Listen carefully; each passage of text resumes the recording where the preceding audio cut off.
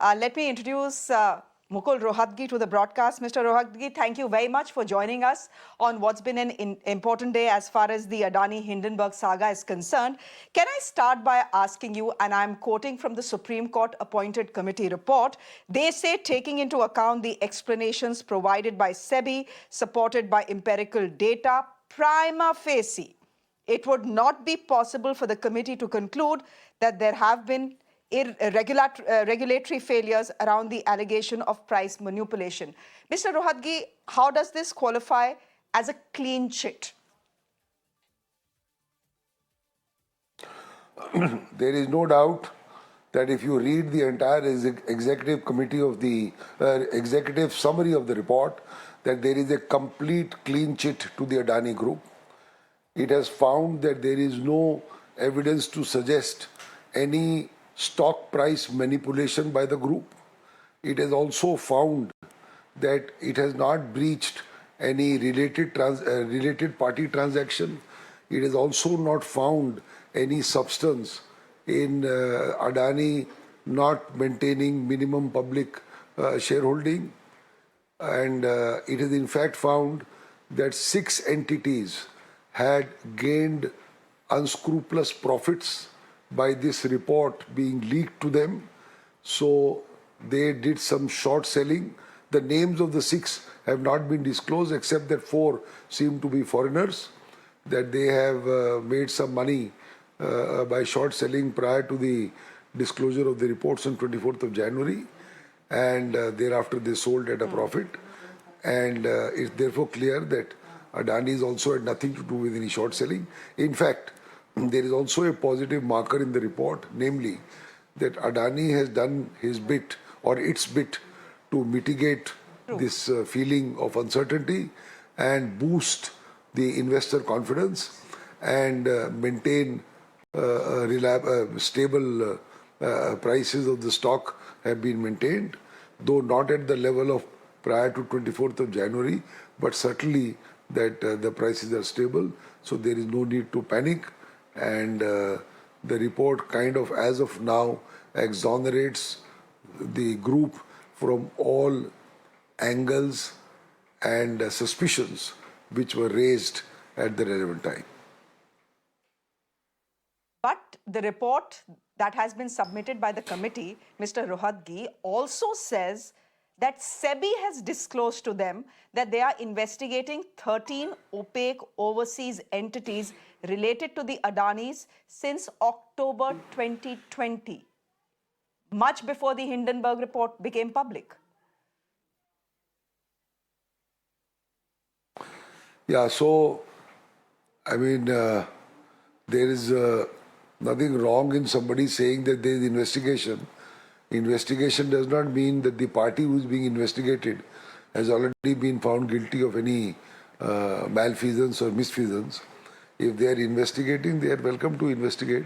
But as of today, the report of this committee headed by a retired judge of the Supreme Court takes the field, and as of today is very, very clear, including taking SEBI inputs as of now, that this group is not subject to any such violations. Okay. Sir, as was expected, the entire Hindenburg-Adani issue has been a political issue as well here in India. You've had the opposition demanding a JPC. As soon as, newspaper reports became public, you have the Congress tweeting, and you have Jairam Ramesh of the Congress who has tweeted to say that, the findings of the committee are absolutely predictable. And let me quote what they are saying, actually, so that you can respond to that. They say, we wish to say nothing more on the committee's report given the eminence of its members, except to say its conclusions were predictable, and with all its limitations, to spin the committee's report as having given a clean chit to the Adani Group is wholly bogus. Essentially to say that when we start saying that this was a clean chit to the Adanis by the Supreme Court appointed committee, that is a spin entirely bogus, because the SEBI itself is saying that they are investigating 13 opaque overseas entities related to the Adani since 2020. Look, Shreya, First of all, I am not a politician, so I don't want to comment on political barbs. But from whatever you have just said, it's very clear to me that these people are taking absolutely contradictory stands. In the first breath, they say we don't want to say anything about the eminence of the members of the committee, including a respected retired judge of the Supreme Court.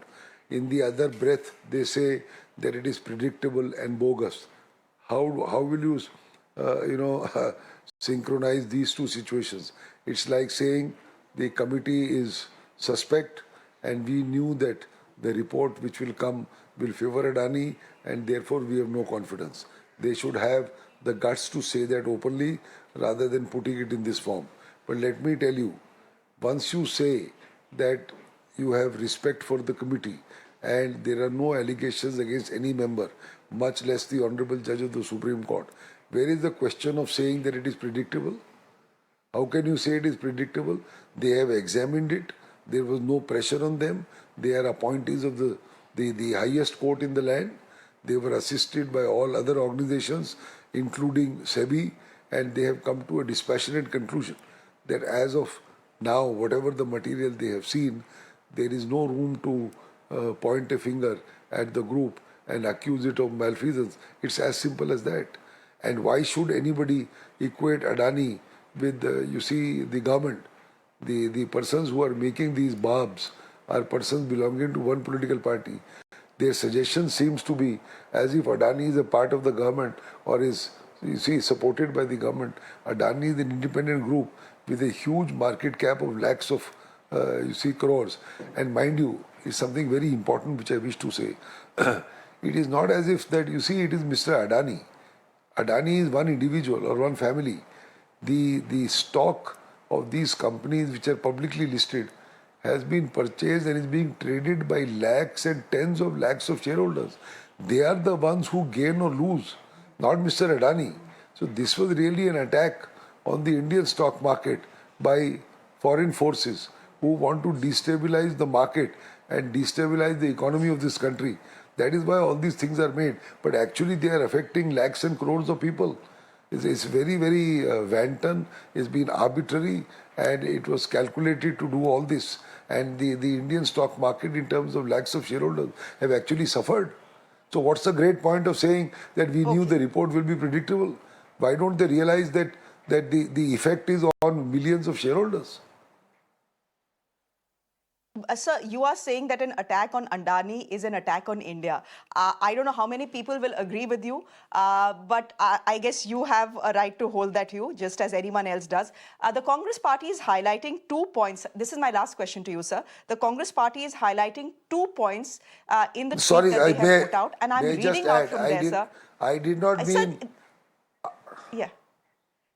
Yeah, go ahead, sir. Go ahead. Please complete your point. I did not mean an attack on India. I did not mean an attack on India as if it's on the sovereignty or security of India. I did not mean that at all. I don't equate Adani with India. I was only saying that this is an attack on the Indian stock market, which is an element of the Indian economy. And in that stock market, the persons who are affected are lakhs of shareholders. That's all. That's what I was saying. Okay, point taken. So I'm going to quote from the committee report, and this is what the Congress has put out. And these are the 2 examples they are giving to say that the report that has come out was completely predictable. One, they say SEBI is unable to satisfy itself that the contributors of the funds to the FPIs are not linked to Adani, which brings us back to the question of the unaccounted funds of at least 20,000 crore rupees. Secondly, LIC was the largest net buyer of Adani securities with the purchase of 4.8 crore shares when the price shot from 1,031 to 3,859, which raises the question on whose interest was the LIC acting.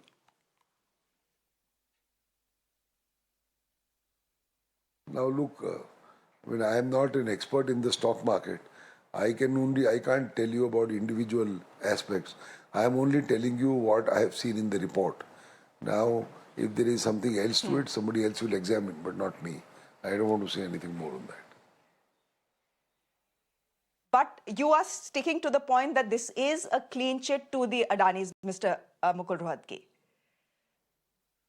Well, that's what it seems. I mean, it's plain English. If you read it, I mean, sometimes it is put in a double negative that there is no material to hold that this is not so. I mean, something like that. But the ultimate position is that no allegation has stuck to this Adani Group. If that is so, then you must kind of go by it. And there's no point of talking Mr. about a Mukul JPC. Rohatgi, A JPC will take months and years. Here is the judge of the Supreme Court doing it. What more is required?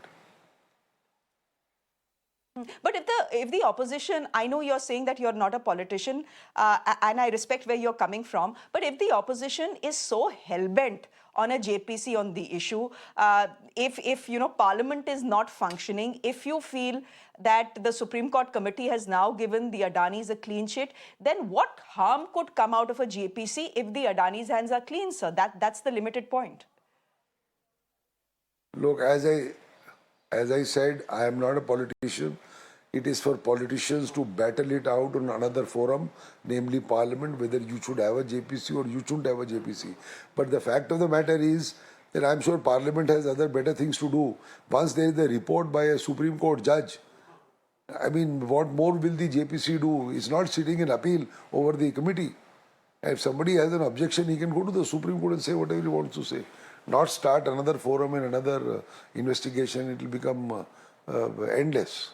That's all I want to say. Okay.